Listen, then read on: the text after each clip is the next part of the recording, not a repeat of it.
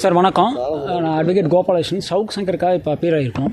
உங்களுக்கு எல்லாம் தெரியும், கடந்த சனிக்கிழமை 4/5/2024 அன்னைக்கு சவுக் சங்கர் வந்துட்டு கோர்ட்டில் ஆஜர்படுத்தப்பட்டு கோர்ட்டோட கஸ்டடியில் கோயம்புத்தூர் மத்திய சிறையில் அடைக்கப்பட்டார். அடைக்கும் போதே நம்ம வந்து அந்த ரிமாண்ட் பண்ண மேஜிஸ்ட்ரேட் கிட்ட கேட்டிருந்தோம், சங்கரோடைய உடல்நிலை குறித்து ஆய்வு செய்யணும்னு சொல்லிட்டு அன்றைக்கே ஒரு பெட்டிஷன் போட்டிருந்தோம். மருத்துவ ஆய்வறிக்கை எடுத்துகிட்டு மருத்துவ பரிசோதனை செய்துட்டு தான் அவரை வந்து சென்ட்ரல் பிரிசனில் அடைக்கணும், ஏன்னா அவரோட உயிருக்கும் அவருடைய உடலுக்கும் ஆபத்து இருக்குன்னு சொல்லி ஒரு பெட்டிஷன் போட்டிருந்தோம்.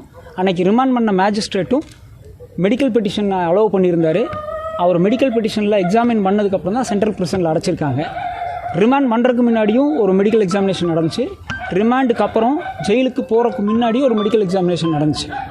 உங்களுக்கெல்லாம் நல்லா தெரியும், சவுக் சங்கர் அவர்கள் வந்து சென்ட்ரல் பிரிசனுக்கு உள்ளே போகையில் நல்லா 2 கையும் வீசிட்டு ஆரோக்கியமாக தான் நடந்து போயிருந்தார். ஆனால் இன்றைக்கி நான் வந்துட்டு சவுக் சங்கரை வந்து வழக்கு குறித்து சந்திப்பதற்காக சிறைக்கு சென்ற போது ஒரு அதிர்ச்சியான தகவல் இருக்குது. என்னென்னா, மெடிக்கல் எக்ஸாமினேஷன் ஜெயிலில் எடுத்ததுக்கப்புறம் நைட்டு அவரை வந்து ஒரு ரூமில் போட்டு கண்ணை கட்டி அவரை வந்து ஒரு பெஞ்சில் படுக்க வச்சு 10க்கும் மேற்பட்ட வார்டன் வந்து ஒரு கையில் துணியும் கையில் காலையெல்லாம் துணியும் சுற்றி பிளாஸ்டிக் பைப்பில் அடித்து அதில் வந்து அவரோட ரைட் ஹேண்ட் ஃப்ராக்சர் ஆகிருக்கு. அதில் பிளாஸ்டிக் பைப்பில் அவங்க வந்து துணி சுற்றி அடித்ததுக்கான காரணம் வந்து என்னென்னு கேட்டிங்கன்னா, கை உடஞ்சிடக்கூடாது. ஏன்னா மெடிக்கல் ரிப்போர்ட்டில் அவர் கை ஆரோக்கியமாக இருக்குதுன்னு தான் ஜிஹெச்சில் எடுத்த மெடிக்கல் ரிப்போர்ட்டும் இருக்குது. பிரிசனுக்குள்ளே போகிற சென்ட்ரல் பிரிசனுக்கு முன்னாடி போகிற மெடிக்கல் ரிப்போர்ட்டும் அவர் ஆரோக்கியமாக தான் இருக்குதுன்னு சொல்லியிருக்கு. கை உடஞ்சிடக்கூடாதுங்கிறதுல கவனமாக தான் அடிச்சிருக்கிறாங்க. ஆனாலும் அதையும் மீறி அவர்களுடைய அடியில் ரொம்ப பலமாக விழுந்ததுனால ரைட் ஹேண்ட் ஃபுல்லாக ஃப்ராக்சர் ஆகிருக்கு. இதில் எதுக்காக நம்ம இப்போ இது சொல்கிறோம் அப்படின்னு சொன்னோம்னா, ஃப்ராக்சரான கைக்கு எக்ஸ்ரேவோ அதுக்கான வைத்தியமோ இது வரைக்கும் கோர்ட்டு அந்த ஜெயிலுக்குள்ளே கொடுக்கல. அதுக்கு பதிலாக அவருடைய விருப்பத்துக்கு மாறாக வெறும் மாத்திரைகளை மட்டும் அதிகமாக உட்கொள்ள சொல்கிறாங்க. ப்ளஸ் வந்து அந்த வீக்கத்தை கம்மியாகிறதுக்கான ஆயின்மெண்ட் போட்டு அந்த வீக்கத்தை கம்மி பண்ணணும்னு நினைக்கிறாங்க. என்ன காரணம்னு சொன்னீங்கன்னா, பெயின் கில்லர் நிறையா கொடுத்து சாப்பிட முடியாமல் பெயின் கில்லர் நிறையா கொடுத்தா அவரோட கிட்னி முதல் கொண்டு எல்லா உறுப்பும் பாதிக்கப்படுறதுக்கான வாய்ப்பு இருக்குது. இது தெரிஞ்சதுக்கப்புறம் இன்றைக்கி நாம் மறுபடியும் இந்த வழக்கு சம்மந்தப்பட்ட ஒரு நீதிமன்றத்தில் இப்போ ஒரு மனு போட்டிருக்கோம். நீதிபதி அவர்கள் வந்து அந்த மனுவை பரிசீலனை செய்து உடனடியாக ஜெயிலில் போய் சவுக் சங்கர் அவர்களை பார்த்து அவரோட உடல்நிலை குறித்து ரிப்போர்ட் எடுத்து அவருக்கான உடல்நிலை ட்ரீட்மெண்ட்டுக்கு ஒரு ப்ரைவேட் ஹாஸ்பிட்டலுக்கு ரெஃபர் பண்ணணும், இல்லை ஒரு நல்ல மல்டி ஸ்பெஷாலிட்டி ஹாஸ்பிட்டல் அவரை வந்து ரெஃபர் பண்ணி அவரோட இன்ஜுரிக்கு அவரோட ஃப்ராக்சருக்கு ட்ரீட்மெண்ட் கொடுத்துட்டு அதுக்காக வந்துட்டு திருப்பியும் அவரை ஜெயிலில் அடைக்கணும். இல்லைன்னா அவருக்கு மெடிக்கல் அசிஸ்டன்ஸ் தேவையாக இருந்தால் ஹாஸ்பிட்டலில் வச்சே பார்க்கணும்னு சொல்லி ஒரு மனு கொடுத்துருக்குறோம். அந்த மனு மீது என்கொயரி முடிஞ்சிருக்கு. அதில் என்ன ஆர்டர் போடுறாங்கன்னு தெரியாது. நம்மளுக்கு நீதிமன்றத்து மேலேயும் நீதித்துறை மேலேயும் நல்லா நம்பிக்கை இருக்குது. கண்டிப்பாக அது வந்து ஒரு ஃபேவரபுள் ஆர்டர் கிடைக்கும். ஒரு ஜட்ஜ் விசிட் பண்ணி பார்ப்பாருங்கிற நம்பிக்கையில் நாங்கள் இன்றைக்கி மனு போட்டு வந்திருக்கோம். எதுக்காக அவரை தாக்கணும்? இல்லை, இப்போ உங்களுக்கு எல்லாம் தெரியும், சவுக் சங்கர் உண்மையாகவே எது கைது செய்யப்பட்டாருன்னா நம்ம இங்கே பேச வரல. அவர் செய்தது சரியா தவறா, அவர் அந்த யூடியூப் வீடியோவில் பேட்டி கொடுத்தது சரியா தவறாங்கிறதெல்லாம் நீதிமன்றம் தான் முடிவு செய்யும். அந்த நீதிமன்றம் எப்படி முடிவு செய்யும்னு சொன்னீங்கன்னா, நீதிமன்றத்துக்கு முன்பு சமர்ப்பிக்கப்படக்கூடிய ஆதாரத்தின் அடிப்படையில் அவர் பேசியது தவறாக இருந்தால் சட்டப்படி கண்டிப்பாக அவருக்கு என்ன தண்டனை அது நீதிமன்றம் வழங்கலாம். நாம் இப்போ என்ன கேட்குறோம்னா, மனித உரிமை மீறல்கள் அதிகமாக நடந்துகிட்ருக்கு. இப்போ தமிழ்நாடு வந்துட்டு போலீஸ் ஸ்டேட்டாக மாறிட்டுருக்கு. அதாவது போலீஸ் நினச்சா என்ன வேணாலும் பண்ண முடியும், யாரை வேணாலும் எது வேணாலும் பண்ண முடியுங்கிற சிச்சுவேஷனுக்கு இந்த தமிழ்நாடு நோக்கி போயிட்டுருக்கு. உங்களுக்கு தெரியும், கடைசி 1 வாரம் 10 நாளில் இந்த எலெக்ஷன் பிஸியில் பத்திரிகையாளர்கள் எல்லாம் மறந்த விஷயம், கஸ்டடி டெத் மட்டும் 6 டெத் ஆகிருக்கு தமிழ்நாட்டில். கடைசி ஒரு மாதத்தில் ஒரு 5லேருந்து 6 கஸ்டடி டெத் ஆகிருக்கு. இப்போது சவுக் சங்கருங்கிறவர் வந்து யூடியூப்பில் அரசுக்கு எதிராகவும் ஆளுங்கட்சிக்கு எதிராகவும் கரப்டட் போலீஸ் ஆஃபீஸருக்கு எதிராகவும் கரப்டட் கவர்மெண்ட் ஆஃபீஸருக்கு எதிராகவும் பேசியிருக்கார். இப்போ மட்டும் இல்லை, அவர் எப்பவுமே தொடர்ந்து அதை தான் பண்ணிட்டு வர்றார். இப்போது அந்த கோபத்தின் அடிப்படையில் போலீஸாரை வைத்து ஒரு வழக்கு பதிவு செஞ்சுருக்காங்க. அந்த வழக்கை நீதிமன்றத்தில் அவர் சந்திக்கிறதுக்கு தயாராக இருக்கார். ஆனால் போலீஸ் ஸ்டேட்டாக ஏன் இது மாறுதுன்னு சொன்னோன்னா, யார் ஒருவர் இந்த அரசுக்கு எதிராக பேசினாலும், யார் ஒருவர் இந்த அரசின் அமைப்புக்கு எதிராக பேசினாலும் அவருடைய மனித உரிமைகள் இங்கே மீறப்படுது. அவ்வளவு கவனமாக ஜுடிஷியல் மேஜிஸ்ட்ரேட் அவரை வந்து மெடிக்கல் எக்ஸாமினேஷன் பண்ணி தான் அவரை சென்ட்ரல் பிரிசனில் அடைக்கணும்னு சொல்லி உத்தரவு போட்டதுக்கப்புறமே அவரை மெடிக்கல் எக்ஸாமினேஷன் பண்ணி அவர் நல்லா இருக்கிற ஸ்டேட்டில் அவரை வந்து பிரிசனில் லாட்ஜ் பண்ணுறாங்க. பண்ணுன்னா அடுத்த 10வது நிமிஷத்தில் அவர் அடிக்க ஆரம்பிச்சிடறாங்க. இன்றைக்கி நம்ம வழக்குக்காக அவரை சந்திக்கலன்னு சொன்னால் டெஃபினட்டாக இன்றைக்கி நைட்டு ஒரு ஸ்டேட்மெண்ட் கொடுப்பாங்க, இல்லை நாளைக்கு ஒரு ஸ்டேட்மெண்ட் கொடுப்பாங்க. இது போக இவருடைய சூழ்நிலையை பார்த்து இவர் கூட இருந்த சக கைதி, அவர் வந்து பேர் சொல்ல நான் விரும்பல, அவருடைய பேர் இருக்குது, அவருடைய ஆர்பி நம்பர் இருக்குது, அவர் வந்து போலீஸ்க்கு எதிராகவும் இந்த டார்ச்சருக்கு எதிராகவும் சாட்சி சொல்கிறதுக்கு சக கைதி இவருடைய டார்ச்சரை பார்த்துட்டு சாட்சி சொல்கிறதுக்கு தயாராக இருக்கார். நாளைக்கு வந்து அதை நாங்கள் ரிட் பெட்டிஷனில் ஹைகோர்ட்டில் கண்டிப்பாக மூவ் பண்ணுவோம். இன்றைக்கி இந்த கன்சர்ன் கோர்ட்டில் பெட்டிஷன் போட்டிருக்கோம். இதில் என்ன பெட்டிஷனில் ஆர்டர் போட்டாலும் எங்களுக்கு கவலை இல்லை. கண்டிப்பாக ஜுடிஷியல் ஆஃபீஸர்ஸ் வந்து மனிதாபிமான அடிப்படையில் அவரை சந்தித்து பார்த்து அவருக்கான ட்ரீட்மெண்ட் கொடுப்பாங்கன்னு நாங்கள் நினைக்கிறோம். இல்லைன்னா கண்டிப்பாக ஹைகோர்ட்டில் போடும்போது இந்த அடக்குமுறை, போலீஸ் அடக்குமுறை, ஜெயிலுக்குள்ளே இருக்கக்கூடிய வன்முறைகள் தடுக்கப்படணும் தான் நம்ம போகிறோம். இதில் மெயினாக கவனிக்க வேண்டியது என்னென்னு கேட்டிங்கன்னா, இப்போ ஜெயில் சூப்பரண்டாக இருக்கக்கூடிய செந்தில்குமார் வந்து கடலூர் பிரிசன்லேயும் ஜெயில் சூப்பரண்டாக இருக்கார். கடலூர் பிரிசனில் சுவாமிநாதன் ஜஸ்டிஸ் சுவாமிநாதனுடைய கண்டெம்ட் பெட்டிஷனில் சவுக் சங்கர் அவர்கள் சிறையில் இருந்தபோது கடலூரில் இவர் தான் ஜெயில் சூப்பரண்ட். அவருடைய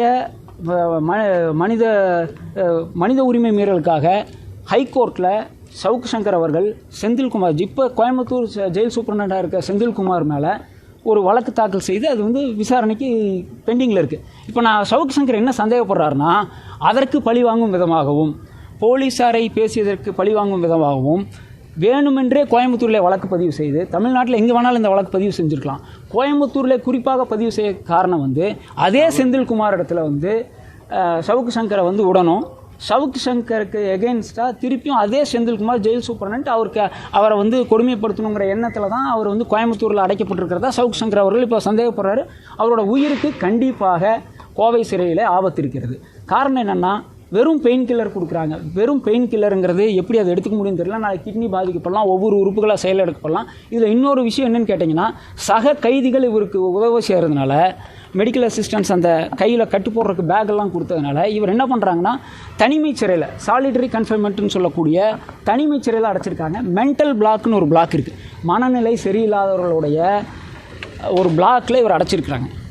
இவர் வந்து சொல்லலாம், என்ன வேணால் சொல்லலாம், கரெக்டான இடத்துல அடைச்சிருக்காங்கன்னு கூட அவருக்கு ஆகாதவர்கள் சொல்ல முடியும். அந்த சிறையில் என்ன பிரச்சனைன்னு கேட்டிங்கன்னா, மற்ற சிறைவாசிகளை எல்லாம் வந்து காலையில் திறந்து விட்டுட்டு சாயந்தரம் ஒரு டைமுக்கு அப்புறம் அடைப்பாங்க. அந்த சிறையில் அவரை வெளியவே விட முடியாது. அந்த இடத்துல தனிமை சிறையில் அடைச்சிருக்காங்க. அவருக்கு உணவுக்கு விட வெறும் மாத்திரை தான் கொடுக்குறாங்க. அவர் என்ன ரிக்வஸ்ட் பண்ணுறாருன்னா, கை வந்து ஃப்ராக்சர் ஆகிடுச்சுன்னா, ராங் ஷேப்பில் ஆயிடுச்சுன்னு சொல்லி சொன்னோம்னா அவருடைய உடல்நிலை வந்து முற்றிலுமாக பாதிக்கப்படக்கூடிய ஒரு சூழல் இருக்குது. இப்போ அவர் வந்து அவருடைய உயிருக்கு ஆபத்து இருக்கிறத அவர் கருதுறாரு. நம்ம இது வந்து சாயந்தரம் 5 மணிக்கு நாங்கள் அவரை ஜெயிலில் வழக்காக சந்தித்து மேற்கொண்டு என்ன பண்ணலாம் இந்த வழக்கில் அப்படின்னு கேட்குறதுக்கு போகும்போது அதை தெரிஞ்சிருக்கு. இப்போவும் நம்ம தெளிவாக சொல்கிறோம், சவுக்கு சங்கர் மேலே தாக்கல் செய்யப்பட்டிருக்கிற வழக்கு உண்மைன்னு சொன்னால் சட்டத்தின்படி தண்டனை அனுபவிக்க வேண்டியது அவருடைய கடமை. ஆனால் போலீஸ் ஸ்டேட்டாக மாறி அராஜகத்தினோட உச்சியாக போலீஸார் சட்டத்தை தன் கையில் எடுத்து, உங்களுக்கு தெரியும் கஸ்டடியல் டெத் அது இவருக்கு நடந்தாலும் இன்றைக்கி நாம் இது ஏன் பேசணும்னு சொன்னோம்னா, இன்றைக்கி இவருக்கு நடக்குது, இவருக்கு பேசுறதுக்கு நாம் இருக்கோம், மீடியாஸ் இருக்குது, இன்றைக்கி எத்தனை அட்டென்ஷன் இருக்குது இவருக்கு. இது இல்லாத எத்தனையோ கைதிகள் இதே துன்பத்தை இதே கஷ்டத்தை இந்த ஜெயிலில் போட்டுட்ருக்காங்க தமிழ்நாடு முழுவதும். அது தடுக்கப்படணும். இல்லை, இன்றைக்கி நாங்கள் போய் சந்திக்கலை அப்படின்னா இன்றைக்கி இல்லை நாளைக்கு ஒரு ஸ்டேட்மெண்ட் கொடுத்துருப்பாங்கன்னு சொல்கிறீங்க இல்லையா? என்ன மாதிரியான ஸ்டேட்மெண்ட்? இப்போ நாம் வந்து சந்திக்கலை, இப்போ நம்ம சந்திக்கலைன்னு சொன்னால் 5 மணிக்கு நான் போய் சந்திக்கலைன்னு சொல்லியிருந்தா டெஃபினட்டாக நாளைக்கு வந்து அவங்க கோர்ட்டில் ப்ரொடியூஸ் பண்ணும்போது இவர் வந்து வலிக்கு விழுந்துட்டார், ஒரு ஸ்டேட்மெண்ட் வச்சுருக்காங்க, வலிக்கு விழுந்துட்டார், இல்லை அடிபட்டுருச்சு. எப்படி அடிபடும்? நல்லா நடந்து உள்ளே போகிறாரு, மெடிக்கல் எக்ஸாமினேஷன் பண்ணுறாங்க. மத்திய சிறையில் அவரை வந்து ஜெயிலுக்கு அடைக்கிறதுக்கு முன்னாடி கோர்ட்டோட உத்தரவு பிரகாரம் அவரை மெடிக்கல் எக்ஸாமினேஷன் பண்ணி தான் சிறையில் அடைக்கிறாங்க. அப்போ கை கால் நல்லா இருக்குது, அந்த சிசிடிவி ஃபுட்டேஜ் இருக்குது, அது மீடியாவில் எல்லாத்துலேயுமே வந்திருக்கு. அந்த மெடிக்கல் ரிப்போர்ட்ஸ் அங்கே அவைலபிளாக இருக்குது. இப்போ அவர் வலிக்கு விழுந்துட்டாருன்னு சொல்லியிருந்தால் காலையிலேருந்து சிறை நிர்வாகம் ஒரு அறிக்கை கொடுத்துருக்கணும். இந்த நிமிஷம் வரைக்கும் எந்த அறிக்கையும் சிறை நிர்வாகத்திடத்துலேருந்து வரல. ஏன் இப்போ நம்ம இவ்வளோ அவசரமாக கோர்ட்டில் இந்த பெட்டிஷன் மூவ் பண்ணோம்னா, அவங்க வந்து பார்க்கல, இதை இப்போவே நம்ம பதிவு பண்ணலன்னு சொன்னோம்னா பொய்யான காரணங்களை சொல்லி ஒரு அறிக்கை வருவதற்கான காரணம் ஒரு வாய்ப்பு இருக்கிறதுனால தான் நம்ம இவ்வளோ அவசரமாக இந்த கோர்ட்டில் இந்த பெட்டிஷன் மூவ் பண்ணியிருக்கிறோம். திருப்பி அதில் என்ன ஆர்டர் போடுறாங்கன்னு நமக்கு தெரியாது. கோவை சிறையில் நீங்கள் சொல்கிறது பார்த்தா கிட்டத்தட்ட ஒரு கொலை முயற்சி தான் நடக்குது. இது தொடர்பாக நீங்கள் தேசிய மனித உரிமை ஆணையத்திலையும் மனு கொடுக்கவோ பெட்டிஷன் போடவோ வாய்ப்புகள் இல்லை. கண்டிப்பாக இது ஹைகோர்ட்டில் நாம் என்ன பண்ண போகிறோம்னா, இந்த தாக்குதலுக்கு உட்படுத்தப்பட்ட ஜெயில் சூப்பரண்ட் தலைமையில் ஜெயில் சூப்பரண்ட் மற்றும் அவரை தாக்கிய 10 வார்டன்கள் அவங்க மேலெல்லாம் நடவடிக்கை எடுக்க சொல்லியும் அவர்கள் மீது வழக்கு பதிவு செய்ய சொல்லியும் கண்டிப்பாக நாம் வந்து ஹைகோர்ட்டில் மூவ் பண்ண போகிறோம். ரிட்டு ஆல்ரெடி வந்து இவர் மேலே குண்டாஸ் போடுறதுக்கான வாய்ப்பு இருக்குன்னு சொல்லியிருந்தாங்க. அந்த குண்டாஸ் போடக்கூடாது, பொய் வழக்கின் அடிப்படையில் குண்டாஸ் போடக்கூடாதுன்னு சொல்லி அதுக்கு ஒரு ரிட் பெட்டிஷன் மூவ் பண்ணியிருக்கோம். அந்த ரிட் பெட்டிஷன்லேயே இவரை அடித்து டார்ச்சர் செய்த கஸ்டடியல் வயலன்ஸில் ஈடுபட்ட ஜெயில் சூப்பரண்ட் மற்றும் அந்த வார்டன்ஸ் மேலே கண்டிப்பாக நடவடிக்கை எடுக்க சொல்லி கண்டிப்பாக கோர்ட்டை அப்ரோச் பண்ண போகிறோம். தமிழக போலீஸ் வந்து அவர்கள் மேல் புகார் பதிவு செய்து அவர்கள் மேல் நடவடிக்கை எடுப்பாங்க. மனித உரிமை வந்து ஆணையம் வந்து அவருக்கு பார்த்து அவருக்கு வந்து உதவி செய்வாங்கிற நம்பிக்கை இல்லை. கண்டிப்பாக இது சிபிஐ என்கொயரியோ இல்லை சென்ட்ரல் இன்வெஸ்டிகேஷன் என்கொயரியோ கண்டிப்பாக ஹைகோர்ட்டில் ரிட்டில் கேட்போம். கண்டிப்பாக அதாவது கடலூர் சிறையில் வந்து கண்காணிப்பாளர் செந்தில்குமாருக்கும் சவுக்கு சங்கருக்கும் இடையிலான அந்த ஒரு பிரச்சனையை மீண்டும் பண்ணுறதுக்காக தான் திட்டமிட்டு பண்ணியிருக்காங்க. இல்லை, அவர் சவுக் சங்கர் அப்படி தான் சொல்கிறாரு. சார், நான் வந்து கடலூர் சிறையில் இருந்தப்பவே புக்கு படிக்கக்கூடாதுன்னு சொன்னாங்க, ஏன்னா என்ன பண்ணிட முடியும்னு கேட்டு என்னை அடித்தார், டார்ச்சர் பண்ணார். நான் அந்த டார்ச்சருக்கு எகெயின்ஸ்டாக, பிரிசனர்ஸ்க்கு எகெயின்ஸ்டான டார்ச்சர், இந்த ஜெயில் சூப்பரனால சிறைவாசிகள் எவ்வளோ பாதிக்கப்பட்டிருக்காங்க, நான் மட்டும் இல்லை, அவர் மேலே நடவடிக்கை எடுக்கணும்னு ஹைகோர்ட்டில் மனு போட்டிருக்காரு. அது வந்து பெண்டிங்கில் இருக்குது. இப்போ அவர் சவுக் சங்கருடைய சந்தேகம் என்னன்னு சொன்னால், திருப்பியும் கோயம்புத்தூரில் இந்த வழக்கு பதிவு செய்யப்பட்டதுக்கான காரணம் அதே செந்தில்குமார்கிட்ட சவுக் சங்கர் ஒப்படைக்கணும், அவர் மீண்டும் அவரை டார்ச்சர் பண்ணணும்னு நினச்சி இது பண்ணியிருக்காங்கன்னு அவர் சவுக் சங்கர் பலமாக வந்து சந்தேகப்படுறார். அது உண்மைங்கிற விதத்தில் தான் இந்த சம்பவம் நடந்திருக்கு. சனிக்கிழமை நைட் அடிச்சிருக்காங்க. இப்போ வரைக்கும் ஒரு எக்ஸ்ரே கூட எடுக்கல. 2 மெடிக்கல் ரிப்போர்ட் இருக்குது. கவர்மெண்ட் ஹாஸ்பிட்டலில் ரிமாண்டுக்கு முன்னாடி ஒரு மெடிக்கல் ரிப்போர்ட் இருக்குது, ரிமாண்டுக்கு அப்புறம் ஒரு மெடிக்கல் எக்ஸாமினேஷன் நடந்திருக்கு. அதில் 2லேயுமே தெளிவாக தான் இருக்குது. இல்லை, இப்போது நடமாடக்கூடிய ஸ்டேஜ்னு சொல்லி சொன்னோம்னா ரொம்ப சிரமப்பட்டு தான் நடக்கிறார். கை கால் எல்லாத்துலேயும் அடிபட்டுருக்கு, சிரமப்பட்டு தான் நடக்கிறார். காயமானது வெளியே தெரியக்கூடாதுங்கிறதுக்காக துணியை சுற்றி அடிக்கிறாங்களோ? இல்லை, தாராபுரம் இன்ஜுரியில் வந்துட்டு அது சவுக்கு சங்கரே கோர்ட்டில் வந்து அந்த ஆக்சிடெண்ட்டில் எனக்கு வந்து பெரிய சந்தேகம் இல்லை, மேஜிஸ்ட்ரேட் முன்னாடியே உதட்டில் மட்டும்தான் ஒரு காயம். ஏன்னா 12-10 போலீஸ்காரங்க இருந்தாங்க. அந்த பிரேக் அடிக்கும்போது முன்னாடி பட்டதில் உதட்டில் காயம் இருந்தது, ரிப்பில் வலி இருந்துச்சு. அந்த வலிக்கும் எக்ஸாமினேஷன் பண்ண சொல்லி தான் நம்ம கேட்டிருந்தோம். இப்போ வந்து என்னென்னா கை வந்து கம்ப்ளீட்டாக ஃப்ராக்சர் ஆகிருக்கு. பைப்பில் வெறும் பிளாஸ்டிக் பைப்பில் அடித்ததுனால அது சுடுதண்ணி ஊற்றுன மாதிரி பெரிய பெரிய கோப்பலமாக நிறைய கையில் வந்து சூட்டுனால ஃப்ராக்சர் ரைட் ஹேண்ட்லேயும் உள்ளங்கையிலே இருக்குது. உனி எக்ஸ்ரே பண்ணி பார்த்தா, ஸ்கேன் பண்ணி பார்த்தா தான் எங்கெங்கே ஃப்ராக்சர் இருக்குன்னு தெரியும். இங்கேருந்து சிறைக்கு கொண்டு போகும்போது யூடியூப் சம்மந்தமாக கோஷம் போடாங்க, பொய்யான கஞ்சா வழக்க போட்டிருக்காங்கன்னு சொல்லி. இல்லை, நான் என்ன சொல்கிறேன்னா, எந்த வழக்கு பதிவு செய்வதற்கும் போலீஸ்க்கு அதிகாரம் இருக்குது. அது உண்மையாக பொய்யாங்கிறத நீதிமன்றம் முடிவு செய்யும். அவர் அதை பொய் வழக்குன்னு சொல்கிறார். சாட்சியங்கள் அடிப்படையில் நீதிமன்றம் கண்டிப்பாக அது உண்மையாக பொய்யான்னு முடிவு செய்யும். நாம் இப்போ பேசிகிட்டு இருக்கிறது போலீஸ் வழக்கு பதிவு செய்ததுக்கப்புறம் அது பொய் வழக்கோ உண்மையான வழக்கோ அது நீதிமன்றம் தான் முடிவு செய்யணும். ஆனால் சிறைக்குள்ளே மனித உரிமை மீறல், கஸ்டடியல் வயலன்ஸ் நடக்குது. சுப்ரீம் கோர்ட் நிறைய கேஸில் சொல்லியிருக்கு. இது ஜுடிஷியல் கஸ்டடியில் இருக்கார். அவர் வந்து இப்போ சவுக்கு சங்கர் வந்து நீதிமன்றத்தினுடைய பாதுகாப்பில் இருக்கும்போதே அவருக்கு பாதுகாப்பு இல்லை. ஜுடிஷியல் கஸ்டடிங்கிறது ஒரு நீதிமன்ற பாதுகாப்பில் இருக்கக்கூடிய ஒரு விஷயம். ஜுடிஷியல் கஸ்டடியில் இருக்கும்போதே இவருக்கு இந்த வயலன்ஸ் இருக்கும்போது நீங்கள் நினச்சி பாருங்கள், அப்புறம் நாளைக்கு போலீஸ் கஸ்டடி கேட்கலாம். போலீஸ் கஸ்டடிக்கு போகும்போது அவருக்கு என்ன வேணாலும் நடக்கலாம். என்னென்னா பேசுகிறது, கேஸ் போடுறது வேறு. வயலன்ஸ், ஹியூமன் ரைட்ஸ் வயலன்ஸுங்கிறது யாருக்கு நடந்தாலும் தவறு. இப்போ நாளைக்கு வந்து இப்போது கஸ்டடி கேட்கும் பட்சத்தில் கஸ்டடி கொடுக்கக்கூடாதுன்னு அதே நேரத்தில் இல்லை, கஸ்டடி கேட்குறது, போலீஸ் விசாரிக்கிறதுக்கு முழுவதும் கோஆப்ரேட் பண்ணுறதுக்கு சவுக்கு சங்கர் தயாராக இருக்கார். நாளைக்கு போலீஸ் வந்து போலீஸ் கஸ்டடி கேட்டு மனு போட்டால் தாராளமாக சட்டத்துக்கு உட்பட்டு போலீஸ் கஸ்டடிக்கு அவர் போகிற தயாராக இருக்கார். ஏன்னா என்கொயரிக்கு கோஆப்ரேட் பண்ணுறதுக்கு அவர் ரெடியாக இருக்கார். இப்போ இந்த நீதிமன்ற காவல் நீட்டிக்கப்படும் பட்சத்தில் சிறை மாற்றம் ஏதாவது வேணும், ஏதாவது கேட்குறது? இல்லைங்க, இது சிறை மாற்றங்கிறது மட்டும் இருக்கக்கூடாது. இப்போ என்னென்னா, சிறை மாற்றம் எங்கே போனாலும் தமிழக சிறை தானே, எங்கே போனாலும் தமிழக அரசினுடைய ஜெயில் சூப்பரண்ட் தான், எங்கே போனாலும் தமிழக போலீஸ் தான். குறிப்பாக நீங்கள் செந்தில்குமார் அவர் மேலே குற்றம் சாட்டுறாங்க. இல்லை, செந்தில் இன்னைக்கு இங்கே ஒரு செந்தில்குமார், நாளைக்கு வேற ஒரு கோர்ட்டில் வேற ஒரு ஜெயிலில் வேற ஒரு செந்தில்குமார் இருப்பார், அவ்வளோதானே. அரசு வந்து போலீஸ் ஸ்டேட்டாக மாறிட்டு வருதுன்னு சொல்கிறோம்.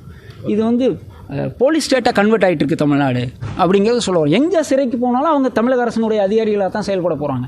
அவர்கள் யாருடைய உத்தரவுக்கு அது செயல்படுறாங்கிறது நம்மளுக்கு தெரியாது. ஆனால் அவர்கள் தமிழக அரசினுடைய உயர் அதிகாரிகள் தான். Okay okay